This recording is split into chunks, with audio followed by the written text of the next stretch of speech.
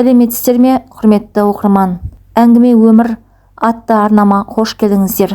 Менің арнама тіркеліп, әсерлі әңгімелерді тыңдай отырыңыздар. Қос құрбы 15 бөлім. Күн ертемен үзбей жазып жатқан кім болды екен? Дейсің ғой мұндайда. Телефонымды алып қарасам, қыз екен. Апай жолығу керек деп жазыпты. Онан апай срочно болып тұр деп тағы да жазыпты. Мен әлі төсегімнен тұрып үлгірмей жатырмын. Күн салқында жылы көрпенің астынан шығу кімге жақсын? Ойланып біраз отырып, тыныштық па деп жазып жібердім. Апай универ жаққа келіңізші дейді. Қысқасы арадан көп өтпей сонда болдым. Сестрам деп таныстырды бір қызбен. Гүлнұр деп қолымды бердім. Сонан соң жақын маңдағы кафеге кіріп тамаштық. Беріктің айтқаны есімде ғой, қарап қоямын. Әбестігі жоқ, қарапайым қыз.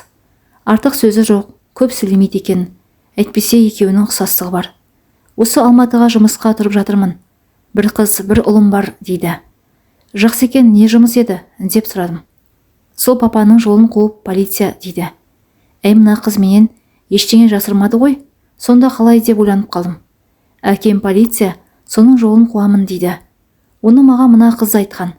Сонда деймін да, мына сіңлісінің темада екенін білем екен бұл қыз. Тұрмысқа кеш шықтым, балаларым кішкентай дейді. Онысына сенемін. Қазіргі қызыр біраз жүріп барып байға шығады. Бұл қазіргі заманның талабы. Жағдайын жасап, карьера қуып жүргенде жастары 30-ға келеді. Сөйтіп жүріп әлдегімнен бір баланы туып алады да жүре береді. Содан жақсы жігіт жоқса жолығады, жолықпаса жоқ, байды керек қылмайды. Мысалға біздің универде бойдақ коллегаларым жетеді. Арасында тіпті 3 еркектен 3 түрлі бала туып алғандар да бар. 3 түрлі дегенім 3 ұлттан. Қысқасы мына қыздан қорқатындай ештеңе таппадым. Демек әрі қарай араласуға болады. Өзінің жас шамасы менімен қарайлас екен. Сонда көліктің кілтін сіңлісінің қолына сатқан қыз шығып кете барды. Әне сонан соң біздің қыз сөз бастады. Апай, бак тола бензин екен, ауданға тартып кетейікші дейді. Не айтарымды білмей қалдым. Осы қызға қайдан ғана темадамын деп айттым екен. Кенеде жабысып қанымды ішті. Осы кетейікші деген сөзі мен бір кесе шайымды ішіп болғанша 3 рет қайталады. Мұндайда ашуын келмей ме? Кішкентай қыз қайта-қайта қақылдай берсе. Мен саған айттым ғой, мен ешқайда бармаймын. Сен қыз ақша дей бергенше барып сабағыңды оқымайсың ба? Жалпы сен қыз менің сыртымнан аңдып неғып жүрсің? Өткенде аялдамаға неге бардың? Сен кімсің өзің мені аңдитындай деп айқай салдым. Айтқан сөзім жанына батса керек. Орнынан атып тұрған қыз шығып кете барды. Қолымды бір сілтеп мен де өз жөніме кеттім. Жаным ашып жүреді. Темадамын дегеніңізге ойым болғаны рас. Все-таки әдемі келіншексіз ғой, апай. Сіз маған ұнайсыз, оны жасырмаймын. Ал ашуыңызға тиген болсам, кешірім сұраймын. Мұнан кейін мен сізге ақша жайлы айтсам өліп кетейін. Тек жазып тұруға рұқсат беріңізші деп жазыпты. Мынадан соң мен кімге алдандым деп тағы да ойға қалдым. Берікке ме, мына қызға ма? Берік мынаған жолама дейді. Бұл оған жолама дейді. Егерде ақша жайлы қайтып айтпайтын болса, бұл қыз ақша үшін жүрмеген екен ғой. Қап көңіліне тиіп бекер қылған сияқтымын осы. Жас қыз болған соң, оның үстіне темада болған соң, үйір болған шығар. Мұндайды әлгі Соқыратқа Қотырат үйір дей ме? Соның кері болып жүрген түр екен ғой. Енді бұл қыздан қорықпасам да болады. Жарайды жаным, сен маған ренжімеші. Өзімнің әптен миым ашып жүр. Ал анау сен айтқанды осы жақында көрерміз. Оған дейін ойланайын деп жазым. Өйткені краснылар жағынан келді дегені өтірік қой. Несіне көңіліне тиді екен? Дегенмен бұл қыздың жан-жақты тәжірибесі бар. Нұргүлден үмітім үзілсе, мойын болармын. Басқа қайтемін, байда жоқ. Мен сорлыды. Соңғы кездері мен өзім сол Нұргүлді өлдіге санап жүргенмін. Себебі 2 қызы бар жас келіншектің ұшты келе жоқ болып кетуі түсініксіз еді. Мүмкін байға тиген шығар деп те ойлағанмын. Не десем де, әйтеуір аман болса болды. Жүрегімнің жартысындай болған қыз ғой менің. Ал енді сол күні кешкі 5-те әлгі аялдамаға бардым. Мұнысында енді ешкімнің қорыққаным жоқ. Кәдімгідей барып күтіп тұрдым. Үстінде костюм шалбар бар. Солидне киінген бір адам келіп, өзіне өзі сөйлей бастады. Саламатсыз ба? Мен Меридианда боламын. Сонда барыңыз, күтіп отырамын деп жол бойына шығып қол көтерді. Соңынан қарап отырдым. Тоқтай қалған бірінші көлікке отырып кете барды. Мен де барамын, не болса боламын деп айтып тұрып жолға шықтым.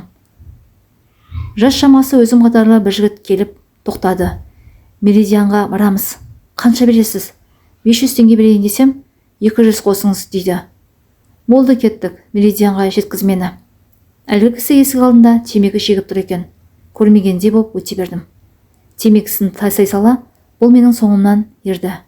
Екеуміз ерлі зайыптылардай шеткі үстелге барып жайғастық. Мына үшеуі бізге қарап отыр деп сыбырладым, жақын тұрған үш жігітті көрсетіп.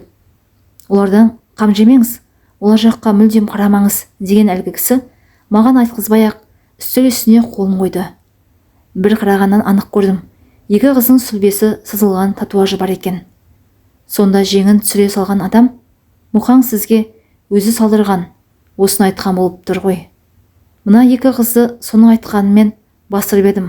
Сіздің түндегі сөзіңізден кейін мен солай ойладым, дейді. Нені ойлап едіңіз деп таңғалдым.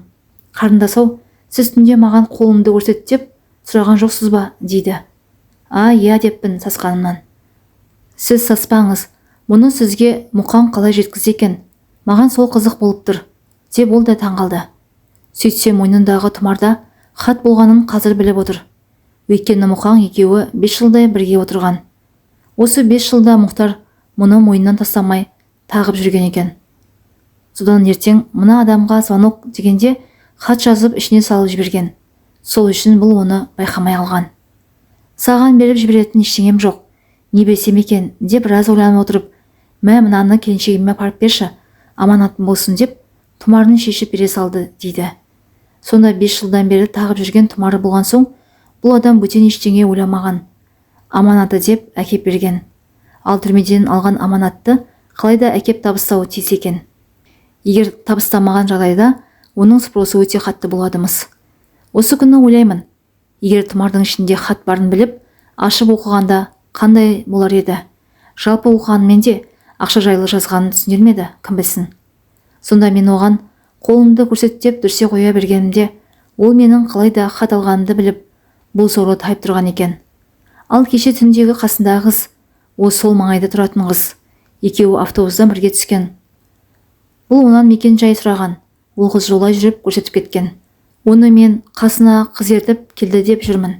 Сонымен Мұхтар жайлы біраз нәрсе сұрадым. Бірақ жарытып ештеңе айтпады. Ағынан жарылса ғой деймін. Білмейтін адам несін айтсын. Мұхтар әлдебір дөкейге ұнамай қалған. Жолын кесіп өткен. Сол үшін отыр, дейді. Көзіме жас үйіріліп әрең басылдым. Сіз қорықпаңыз, амандық болса, Мұқаң келеді. Мен ол жігітке сенемін деп жұбатқан болды. Тіпті сол дөкейдің аты жөнін айтқанда аяғым аспаннан келді. Қарапайым халық білмейді ғой, олардың бәрінің арғы жағы тұнып тұрған былғы екен. Біз олардың тек бергір әдемі жағын көреміз. Біз көргенде бәрі идеал, бәрі қазаққа жанашыр. Бәрі де қазақ үшін зыр жүгіріп мектептер мен мешіттер ашып жүрген адамдар. Ал арғы жағында қорқыту, тартып алу, өлтіре салу, бір сөзбен айтқанда рейдерлік жолмен иемдену. Сіз не үшін Мұхтардың аманатын тапсырған соң кете бермедіңіз? Мына кездесу сізге не үшін керек болды, деп сұрадым. Оны мен білмеймін ғой, бұл Мұхтардың тапсырмасы. Аға, аманат арқаласаңыз толықтай арқалаңыз. 2-3 күннен кейін барып, келіңізден хабар алыңыз. Келіңіз не айтса да көмектесіңіз. Мен сізге сенемін, деген еді. Мен сол үшін келіп жүрмін. Ал енді маған не қызмет бар? Сіз айтыңыз, дейді. Мына кісі шын айтып отыр ма? 5 жыл бірге отырғанмен Мұхтар мынаған ақша жайлы айтпаған ба? Әлде бұл мені сынағалы отыр ма? Соны түсіне алмай отырмын. Егер ештеңе айтпаған болса, бұған ақша жайлы айтып не керек? Онан да анау қызбен, болмаса Берікпен барғаным жақсы емес пе? Енді мынаған не айтсам екен деп ақылым жетпей отырды. Аға, мен осы телефонмен Мұхтардың өзімен сөйлесе аламын ба? деп сұрадым. Сізді ғой білмеймін, Келінжан. Мен өзім анда-санда сөйлесуім мүмкін, дейді. Демек іште бір адамы болып тұр ғой мұның. Әйтпесе билікке қарсы шықты. Төңкеріс жасамақшы болды деп сотталған адаммен сөйлесу қиын ғой. Сіз өзіңіз аса сақ болғаныңыз жөн. Өйткені Мұхтар сияқты батыр жігіттердің әйел бала шағасына дейін контрольда болады. Сіз білмейтін шығарсыз. Сіздерді үнемі сырттай аңдып бақылап жүреді. Тіпті сіздерге соғылған әрбір қоңырауды фильтрлеп тексеріп отырады дейді. Демек маған Мұхтармен сөйлесуге болмайды екен ғой. Вот солай Келінжан. Оның маған арамызда көпір боларсыз дегені бар. Және де оның өзінде мен онымен күнде сөйлесе алмаймын. Анда-санда айына 1 рет, әрі барса 2 рет. Оны да артық ештеңе айта алмаймыз дейді. Рас екен ғой. Құқықтық шектеу дегеннің не екенін сонда білдім. Біздегі саяси тұтқын дегені ең жаман екен. Адам өлтіріп, ел тонағандарды мұншама қыспақ қалмайды, мұншама қорламайды. Соңынан естім, біз тұрған анау жаман үйде атамның атында болған соң аман қалған екен. Әйтпесе оны да тәркілеп, үкіметке өткізіп жіберулері әбден мүмкін еді дейді. Осы оқиғаның қалай болғанын жоғарыда айттым ғой. Бірақ тағы да 1 рет айтайын. Бұл жерде ешқандай да үкіметке қарсы шығу немесе билікті төңкеру дегенде ештеңе жоқ. Бұл жерде үлкен бір дөкейдің жолын кесу ғана бар. Яғни соның ақшасы үшін болып жатқан әңгіме. Сол заман ол адамның ақ дегені алғыс, қара дегені қарғыс боп дәурені жүріп тұрған заман. Өйткені ол адам сол адамның туысқаны болып келеді. Миларыңыз ашымай-ақ қойсын. Мен ол адам сол адам деп кімдерді айтып отырмын. Ол жағын іштеріңіз білсін. Сонда мына адамның аялдамада теріс қарап сөйлеп, бірде бомжақ ұқсап келсе, бірде бастыққа ұқсап келіп жүргенін енді түсінген боларсыздар. Қорықпай көрсін. Үйімен қоса күлін көкке ұшырып жібереді. Олардың қолдарында сот бар, билік бар. Сонда ақша үшін өзара таласқан бірнеше адам саяси тұтқындар болып сотталып кете барды. Негізінде өз шайқаларынан өздері қатты қорыққан дейді. Өз итім өзімді қабады деп шошыған болса керек. Әйтеуір сол топтың быт-шытын шығарып күл-талқан қылды. Әйтпесе солардың бәріне өздері кіршабат етті. Солардың бәрін керегіне жұмсады, жағдайларын жасады. Соңында заңымыздағы ең ауыр айып төңкеріс ұйымдастырмақшы болды деген баппен қамап жіберді. Өйткені олардың ойын мұхтарлар да білді. Айтқан ақшаларын ешқашан бермейтін білді. Содан ақша ұрлап жасырды. Ал енді бұл баппен түрмеге барғандар ешқашан қайтпайды. Қайту үшін ақшаны қайтарып, олармен сделка жасауың керек екен. Оны менің Мұхтарым өлсе де жасамайды. Осылайша біраз әңгіме айтқан ағамыз, хабар өзімнен болсын қарындасым. Сіз мені іздемей-ақ қойыңыз. Тұратын жеріңізді көрдім ғой. Қажет болса өзім барармын, деп бетін сипап орнынан тұрды. Аузым ашылып отырып, соңынан ердім.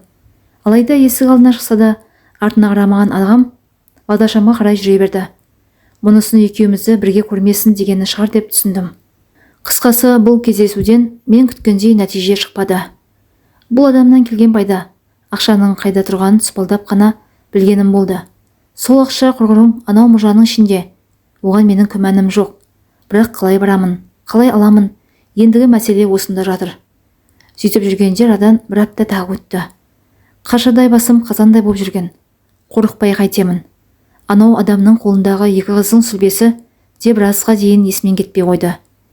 Неге ол бірі-біріне жазып тұрған 2 қыз сызған деймін баяғы. Неге әдеттегідей қыз бен жігіт емес? Мүмкін Мұхтар менің қызбен әңгімемді білген шығар. Өзі көбінше үйде болмаған соң біле тұра үндемей қойған шығар. Оның үстіне туған апасымен жақын араластым. Ол айтқанда шығар, кім білсін. Әйтеуір 2 қыздың бір-біріне жабысып тұрған татуы бар еркекті жіберіпті. Әлде бұл жай ғана сәйкестік пе екен? Мұндайда ойланбай қайтейін. Анау ағадан енді көрсем, сұрап алармын.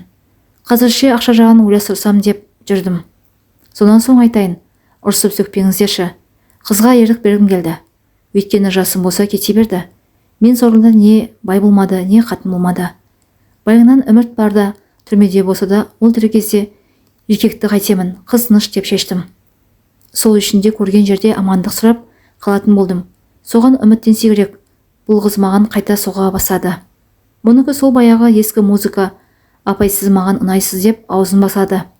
Сонда жасы 21-де, 16 жасынан бастап еркекті де қызды да көріп тастаған.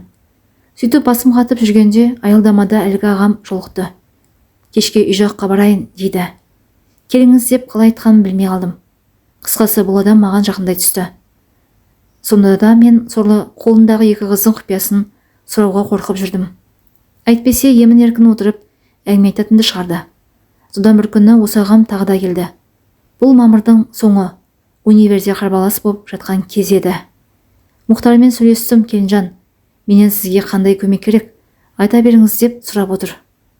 Мұнысына бір жағынан қуансам, бір жағынан қорқып та отырдым. Өйткені 5 миллион доллар ақша бар. Соны алуға көмектесіңіз десем не болады? Ақшаны алып, қалтаға салып жатқанда кеңірдегінен өткір пышақпен орып жіберсе ше? 5 миллион түге 5 мың үшін адам өлтіргендер бар. 5 мыңды да қойшы, сол жылы атақты бір спортшыны көліктің айнасы үшін өлтірді емес пе? Тап қазір аты жөні есімде жоқ. Фигурист пе әлде басқа ма, әйтеуір кәріс баласы деп ел шулап жатқан еді. Сонда мынанша ақша үшін басыңды кесіп, жілігіңді шағар. Не болса да каникулға жетсем деп әрең жүрдім. Оның арасында ана Берікпен де, мына қызбен де қатынасым үзілмеді. Мұхтардың камералас ағасы тағы бар. Мүмкін осы төртеуміз бірігіп жұмыс жасап көрерміз. Басқа қандай жолы бар мұның? Аға, егер үйіңіз жоқ болса, одандағы менің үйімде тұрсаңыз қалай болар екен, дедім бір күні. Сол үй деген проблема болып тұр. Мына Алматыда туысқандарым бар ғой, бірақ 14 жыл түрмеде отырып келген адамды олар не қылсын дейді. Ендеше сіз келесі Мұхтармен сөйлескенде солай деңіз, келін үйде бол деп отыр, деп айтыңыз, дедім. Әй келін, сіз соны өзіңіз айтсаңыз, мен сөйлестірейін дейді. Міне қызық, үйімде тұрыңыз деп айтып ем, өзіңді сөйлестірейін деп менің ағам ауып түсті. Періштеде алтын көрсе жолдан таяды деген осы екен ғой. Бірақ мына заманда ол ерсі емес. Бұл сыйға сый, сыраға бал деген заман. Мен осы телефонымды тыңдайды, соңынан аңдып жүреді дегенге қатты қорқып қалғамын. Сонда өз байыммен сөйлесуге де қорқатымын. Мен ақымақ, азулы байым барда басымнан күн өтпейді деп жүре беріппін ғой. Сөйтсем заңсыз байға жолатпайды екен. Әйтпесе екі қызым соның атына жазылып тұр. Сонда қалай деймін? Мұхтар екі қызы әкесі бола тұра, ресми қатыны жоқ еркек. Сол үшін маған онымен кездесу де көрісу де жоқ. Мұның да сырын соңынан түсіндім. Өзінің ақыры жоғын білген соң заңдастырмаған екен. Бала шағама зияным тимесін деген шығар. Сонда да екі топ екі жағымнан қаумалап көтіме түсіп алды. Анау аршаңыз ғой, аты шығып дүркіреп дәуренді сүріп жатты. Оның дүлгіл еркелігі бәрінен де асып түсті. Өзі шетелде жатып ауылдан әншілерді алырды. Оның алдына барып ән айтып, би билемеген әнші қалмады. Ал менің Мұхтарым болса түрмеде жатты. Сонымен Мұхтармен сөйлесуді күтіп жүргенімде оқу бітіп емтихандар басталды. Енді әне-міне дегенше каникул болады. Мен бейбақ осы каникулдағы жоспарымды бастадым. Шынын айтқанда, ол жоспарға Берікті де, қызы да, мына ағантты қосамын деп шештім. Онан басқа жол жоқ мұның. Жалғыз өзім барғанымен түк бітіре алмаймын. Әйтеуір, екі еркек, екі қатын болып барсақ, бірдеңе шығарармыз. Әйтпесе аудандағы үйімді торуылдап, Арчаның адамдары жүргеніне күмәнім жоқ. Жұмыла көтерген жүк жеңіл дейді. Төртеуміз жұмылсақ, бір жөнін табармыз. Ақмақсың деп айтыңыздаршы маған. Ақмақсың сен қаншық десеңіздер де өкпем жоқ сіздерге. Кинодан көріп жүрмін, кітаптан оқып жүрмін. Сокровище деп алтын іздеп барғандар алтын табылғанда бірін-бірі өлтіріп қан талапай бастамай ма? Бірін-бірі бауыздап қырып салмай ма? Мен көп алсам деп бірінің көзін бірі оймай ма? Сонда мен бейбақ қайда бастап барамын? Жоқ, мұның үшеуінің де керегі жоқ. Тоқта, неге керегі жоқ? Олар маған керек. Арчаның адамдарына бұйырғанша мыналарға бұйырсын. Болды, осы менің соңғы шешімім. Ертең жұмыстағы соңғы күнім. Әрі қарай каникул. Мен мыналардың үшеуін де шақырып алып, бастарын қосып айтамын. Сонан соң мына қыздың көлігіне отырып, ауданға тартамыз. Ерде Алла жолымызды беріп жатса, бір түнде мұржаны бұзып, ақшаны алып қайтуға болады. Міне бұл табылған ақыл болды. Наным бар деп жүргенше, сол нанды жеп тынайын. Құдай-ау, каникул басталса да, мен мына қыздан құтыла алмадым. Апай деп қойып әрі қарай үндемей қалады. Онан аузын басып жымия қарайды. Әй, осы қызы бар ма өзі? Тағы да ұрсып тастасам бекен. Бірақ бұл қыз сөзінде тұрды ғой. Ақша жайлы айтпаймын деп еді. Сонан бері айтқан жоқ. Мүмкін бұл қызға сенуге болатын шығар. Өйткені Берік айтқандай ақша үшін жүрмеген сияқты. Бұл қызға мен ғана керекпін. Былайша айтқанда, бұл менің бұрынғы жағдайымда жүр. Кезінде менде ажардың қасынан қалмай жүргім келіп еді ғой. Тіпті соның құшағына түнеп, соның құшағынан оянғым келетін. Бұл құбылысты сіздерге түсіндіре алмаймын. Бірақ сондай күйге түскен мына қызды түсініп ақ тұрмын. Қыз ауылыңа қайтасың ба деп жаздым. Жоқ, үйдегілер келеді, осында қаламын дейді. Құдай, есіне шыққан қарашы. Анау апасының жағдайы бар ғой мұның. Сол апасының үлкен үй алды деген көлігін осы қыз жүргізіп жүрген. Өйткені Алматыға алғаш келген адамға қаланың ішінде көлікпен жүру қиынға соғады. Мекен-жайды білмесең, әрине қиналасың. Апай келейінші дейді. Келсең келе ғой деп күтіп отырдым. Астында су жаңа көлік көп күттірмей жетіп келді. Бұл деген мамырдың соңы. Жеңіл-желпі киініп атып шықтым. Қайда барамыз, айта ғой қыз. Көктөбеге шығайықшы апай. Кеттік дедім, қыз жүріп кетті. Айналама көз тастап келемін. Қай-қайдағы есіме түсіп. Мына жер алғаш рет ажар бетінен сүйген жер. Мына жер алғаш рет құшағына қысып еркелеткен жер. Мына жер ше, бұл алғаш рет бауырына басып шашымнан иіскеген жер. Сонда мына қыз менің орнымда болса, мен ажардың орнында сияқтымын. Егер мен осы қызға ыңғайымды берсем, тап сондай боламыз. Бірақ біз керісінше боламыз. Ол кезде апайы жапса, мына жерде студентті бастамақшы. Апай, сіз маған қатты ұнайсыз. Сіздің жаныңыздан қалмай жүре бергім келеді дейді.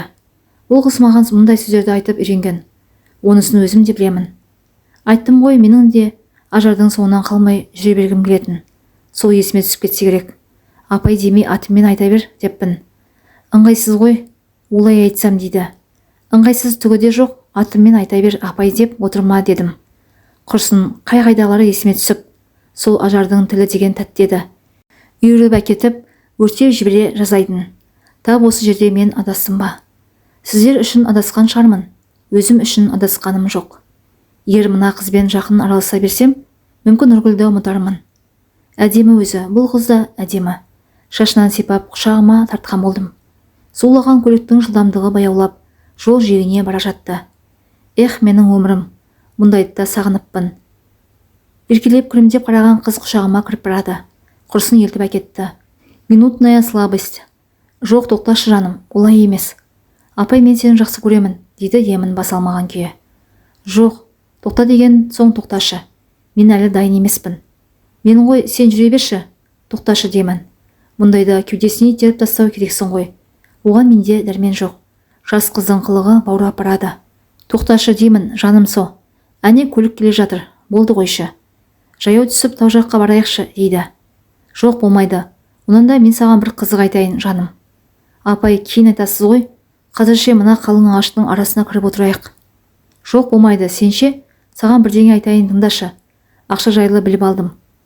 Апай, ақшамен шаруам жоқ деп айттым ғой өткенде. Маған сіз ұнайсыз. Ақша саған маңызды болмаса, маған маңызды. Тоқташы енді деп итеріп тастадым. Сол жерде қызға ес кіріп жібере салды. Қалай болған білмеймін. Сондағы бірер минутта бұл қыз менің кофтамды көтеріп, төс атқышымды ағытып үлгеріпті. Қайранай деме, жас қыз, от қой өзі от. Рас айтамын, оның үстіне әдемі өзі. Көздері жәудіреп, әлгісіне ұялған сыңай танытып төмен қарады. Мен шашымды жөнге келтіріп кофтамды түсірдім. Ойлап қоямын, мына қызға ерік берсең, сай-салаңды кезіп кететін шығар.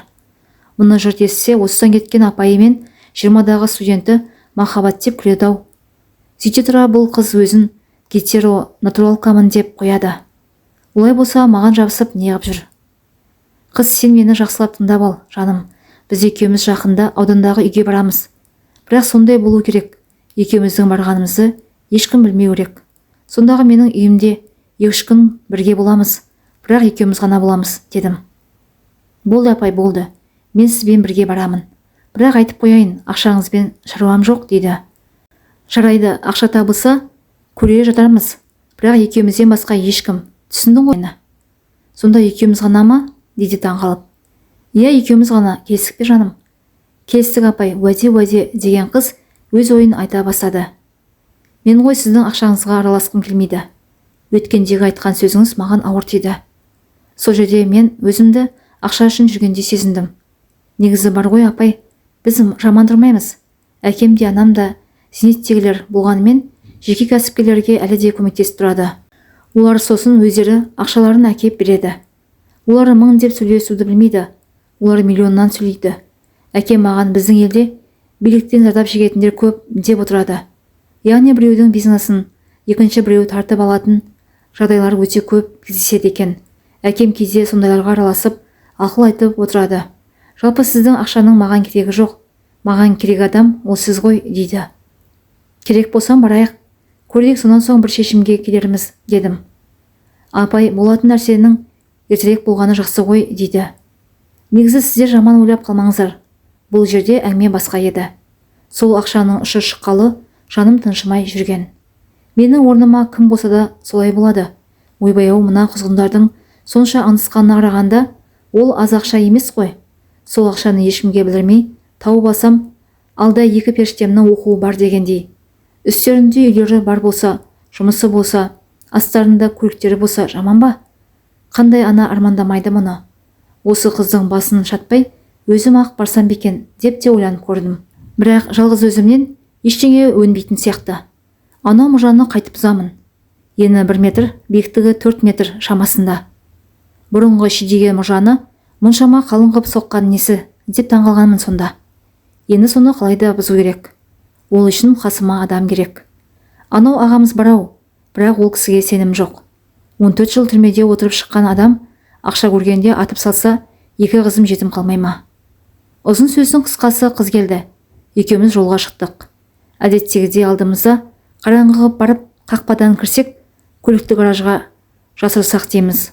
Онымызды ешкім көрмей қалса деп қоямыз. Міне осы маңызды. Ешкім көрмесе, білмесе, Құдайда тыныш, Құдағида тыныш. Осының бәрі біз ойлағандай басталды. Жай жүріп отырып түн жардан ауғанда ауданға жеттік.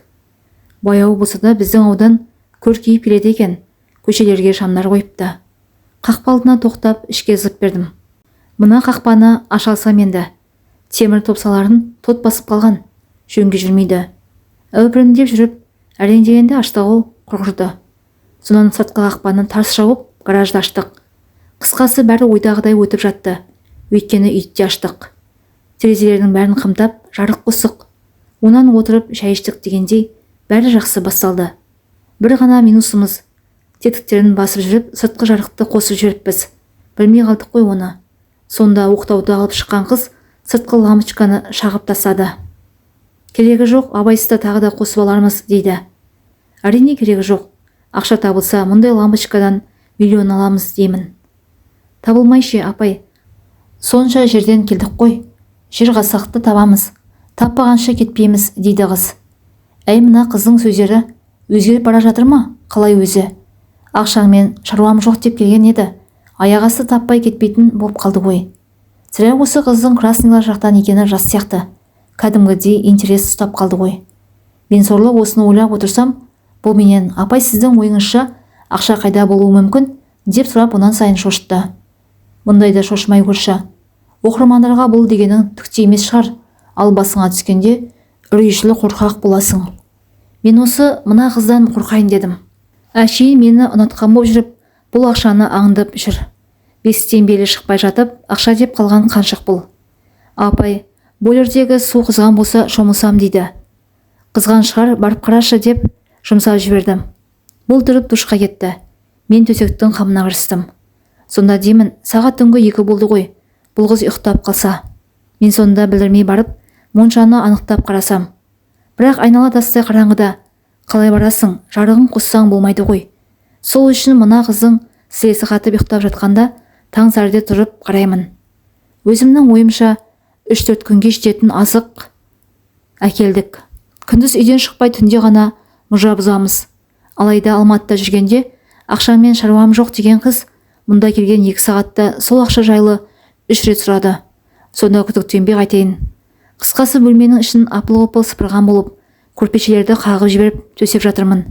Анау жерде қыздың сөмкесі тұр. Ішінде киімдерім бар деген. Көтеріп алып былай қойғандай болдым. Сөйтсем, әлдененің тық еткен дыбысы шықты. Бөлмеден атып шығып, душтың есігіне жеттім. Жаймен тың-тыңдасам, су құйған қыз шомылып жатыр. Содан атып кеп, сөмкені ашып жіберіп ақтара бастадым. Әлдеқандай киімге оралған дәу пышақ шықты. Сол жерде құйқама дейін шымырлап берді. Өлдім мен, ақшаны тапқан жерде бұл қыз мені өлтіріп тастайды. Мынауынан қорықпасам болмайды құрсын. Басында екеуміздің барғанымызды ешкім білмеу керек деп, мен айтқаныммен қалған жоспардың бәрі осы қыздікі. Түн жардан ауғанда барайық. Гараж болса көлігімізді жасырайық. Аптаға жететін азығымызды алайық, дегеннің бәрін осы қыз айтқан. Менің де ойлағаным сол болған соң мақұлдай түскенім бар еді. Онан келіп ауладағы лампочканы шағып тастады. Соны неге шақты екен деп енді ғана ойлана бастадым. Интересі жоқ болса сындырып несі бар? Қысқасы сол пышақты қайта орап қайта тықтым. Бірақ сөмкесіне емес, сол бөлмедегі диванның астына жасырдым. Сол кезде апай деген дұршақтан дауыс шықты. Әу қыз деп атып тұрдым. Сөмкемде әпересіз бе? Гигиеналық заттарым бар еді, дейді. Жарайды деп есігінің аузына апардым. Ажары мұндайда қолын ғана шығарып сүлгісін алатын. Мына қыз болса есігін ашып жіберіп сөмкесін сұрап тұр. Қолындай мүсініне көзім түсіп кетті. Мұндайда болады екен. Өн бойында бір мін жоқ. Мін жоқ дегенім бір талшық жоқ. Айтып ем ғой, біздің қатынасса осынысы маңызды. Тазалық ең бірінші орында. Құтты бір қатынасқа арнайы келіп тұрғандай әсер қалырды. Әлде 3 күн бірге жатсақ, келісім берер деп ойлап келдім екен. Мен екі төсекті екі жерге бөлек салып жүрсем. Шыққанда шашын құрғатып, бет-жүзін әрлеген қыз өз жөнімен кетті. Мына төсек сенікі, жатып деміңді ала бер, деп душқа кеттім. Сонда маған бір қараған қыз жымиып қойып әрі қарай тірлігін жасай берді. Ал енді душқа кіріп алып ойланайын. Мына пышақты не істемекші бұл қыз? Егер керек болар деп әкелген болса, маған неге айтпаған? Міне осындай ойлардан кейін үрей қорқыныш. Мына душтан шыққым келмейді. Шықтым дегенше пышағын ала тұра ұмтылатын сияқты ғой мына қыз. Арасында жаймен тың-тыңдап аламын. Қорқатындай ештеңе байқалмайды. Бірақ қашанға отыра берейін. Шомылып шығып төсек салған бөлмеміздің есігінен сығаладым. Қолында телефоны, төсекте жатып алып шұқшиып алған. Басын көтермейді. Не көрсе де әлдененің қызығына кіріп кеткен. Сылбыр басып кеп айнаның алдына бардым. Шашымды құрғатқан болып қарап қоямын. Телефонына үңілген қыз бірдеңе қарап отыр. Мойнымды созып айнадан үңілген болдым. Құдай-ай, ұятсыз ролик қарап отыр. Әрине біздің ролик, яғни қыз бен қыз. Арасында маған да қарап қояды. Төсегіме келіп қисая кеттім. Сонда телефон тастай салған қыз. Қайырлы түн апай деп сыбырлады. Саған да қайырлы түн болсын, ұйықтайық. Апай, ақшаны қайдан қараймыз? Қайда тұр деп ойлайсыз, дейді. Қайда тұрған білмеймін деп қашқақтаған болдым. Апай, білемін деп айттыңыз ғой, дейді. Мәссаған мен деген бәлеге қалдым. Мына қызға енді сол ақшаны тауып бермегенше құтылмайтын сияқтымын.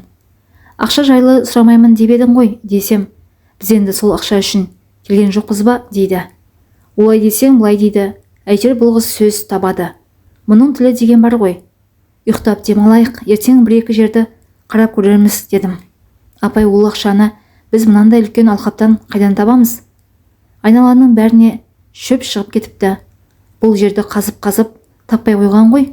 Меніңше, апай, сол ақша мына сырттағы тұрған моншаңызда болса керек. Гаражды ғой, көлігімді қойғанда көрдім. Оның ақша жасыратын жер жоқ. Егерде ақша болса, анау моншада болады. Болмаса мына үйдің ішінде ме, шатырында ма болады.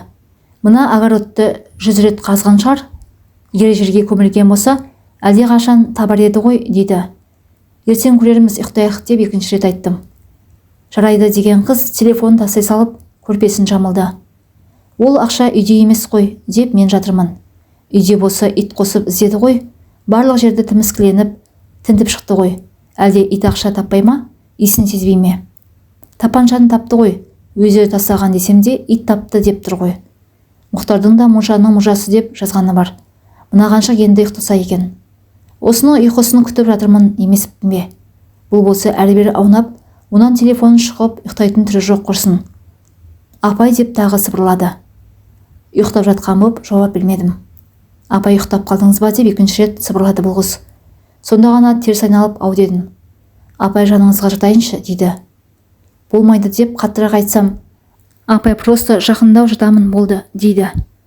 Түн ішінде ұрсып отырсам болмайды. Еркіне көне бердім. Шашымнан сипап, құшақтап жатып ұйқыға кетті. Қой, енді жата бергенім жарамас. Таң ағарып келеді. Күн шығып кетпей тұрғанда моншаның мұжасын жақсылап қарайын. Содан ұрлана басып есіктен шықтым. Монша жанында құлап қалғалы тұрған әжетханаға аяңдап барамын. Сондағы ойым, қыз тұрып терезеден қараса, әжетханаға кетті деп ойласын дегенім еді. Сенесіздер ме? Шынымен де солай болды. Әжетханаға кіріп, есігінен сығалағаным сол екен. Сол жақ терезедегі үйдің пердесі қозғалғандай болды. Селтетіп барып ес жидым. Содан қайта қарап қойып отырдым. Нақты есімде жоқ. 3-4 рет перденің қозғалғанын анық көрдім. Мұндайда моншаға қарап аяқ басудың өзі қорқынышты. Әжетханадан шығып үйге қарап аяңдап барамын. Көршінің күшігі шәуілдеп берді. Енді асықпасам болмайды. Жеделдетіп келіп үйге кіріп есікті тарс жаптым. Құдай-ай, не боп кетті өзі? Қыз кәдімгідей ұйықтап жатыр. Сонда анау перде неге қозғалды? Ештеңе білмегендей болып төсегіме жата кеттім. Қыз кеудеме қолын қойды. Аспанға қарап көзім бақырайып жатырмын. Ол болса қолын қойып бүк түсіп жатыр. Шайтан ба бұл, жын ба? Мына қаншық не қылған қыз бұл? Жаймен мойнымды бұрып пердеге қарап жатырмын. Қозғалмайды. Демек мына қыз өтірік ұйықтап жатыр. Негізі қараған осы. Басқа кім болушы еді? Сен қыз мені тап осы үйде өлтір. Өлтірмесең бауырыңа бас. Өлігім келмейді жаным, сендік бола салайын. Келші бері жаным менің. Ернін сорып итінген қыз жақындай түсті. Келе ғой жаным, мен сендікпін деп сыбырладым. Алайда оның келетін түрі жоқ. Басылдап алып ұйқыны сойып жатыр. Нағыз шпион, үйретілген актриса дерсің. Ұйқысын қимағандай кейіпте жатсын қарашымының. Шындығында бұл ұйқысын қимай жатқан жоқ, менің тысқа шығып келгенімді біліп жатыр. Анау әжетханаға кіргенімді көрді бұл. Сонда да сол қызды мен өзіме тарттым дедім ғой. Осының қыр-сырын бүге-шігесіне дейін түсіндіріп кетейін. Сонда бұл менің әжетханаға кіргенімді көрді ғой деп ойладым. Мұндайдан соң есі бар адамдар төсекке жатпайды. Жатса да қатынас жасамайды.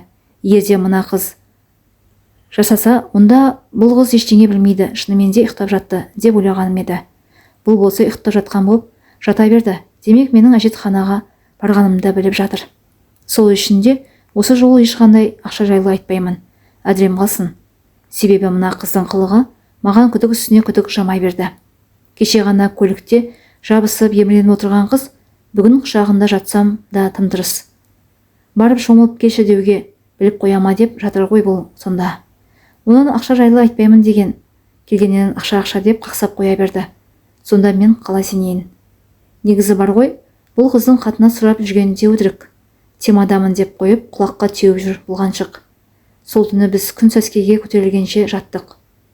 Жолдан шаршап келдік қой, сонан болар. Ал енді менен бұрын басын көтерген қыз құшағына басып біраз жатты. Мен теріс қарап ұйықтап жатқандай күйдемін. Бұл әрі-бері құшақтаған болды, жаурынымды сипаған болды. Сонда да қозғалмай жата бердім. Содан соң барып әріде жатқан телефонына қол жүгіртті. Оған әлденелерді жазып жіберіп душқа кетті. Сол кезде телефонын қағып алып қараған болдым. Код қойыпты. Кімге жазғанын және де не деп жазғанын оқи алмадым. Аяғының сыбдыры естілді. Қашанғы қорқа берейін. Қайырлы таң жаным, қайырлы таң. Осы таң сәрде огородты қарап шығайық. Әйтпесе таң атады, күн батады. Бұлай жата бергенше қамданайық шапай дейді. Сол кезде үй алдына келіп тоқтаған көліктің гүрілі естілді. Таң атпай қаңғып жүрген бұл кім болғаны? Қыз екеуміз терезеден сығалап қарап тұрмыз. Әлде біреу қақпаның бұрышынан басын тығып әрі-бері қараған болды. Құрсын қаңғып жүр десек, аңдып жүрген біреу ғой. Кетті әне, көлігіне отырып, үй алдынан бұрылыс жасап жатты. Тіпті қақпаның ашық жерінен жарық сәулесі түсті. Сол сәтте апай деп артқы жағымнан шыққан дауысқа жалт қарадым. 15 бөлімнің соңы жалғасы бар. Зейін қойып тыңдағандарыңыз үшін рахмет.